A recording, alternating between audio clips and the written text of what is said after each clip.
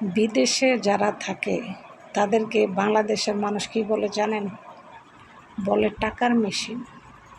কেন বলে জানেন? তারা ভাবে বিদেশে যায় লক্ষ লক্ষ কোটি কোটি টাকা তারা কামাই করে। আসলে এটা ভুল ধারণা।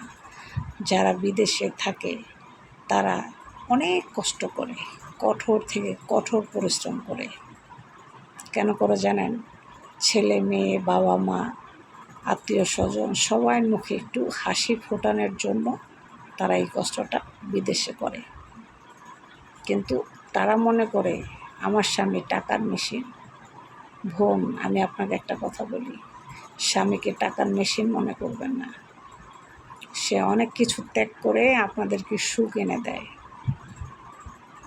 কিন্তু তাকে সম্মান করা শেখেন, তাকে রেসপেক্ট করা শেখেন। সে টাকার মেশিন না, সে একজন মানুষ।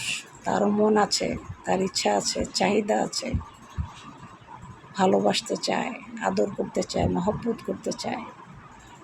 তাকে টাকার মেশিন ভাববেন না। সে একজন মানুষ। সে আপনাদেরকে খুশি করার জন্যই প্রবাসে যায় এত কষ্ট করে। তার কষ্টের মূল্যায়নটা করেন, টাকার মেশিন ভাইবেন না।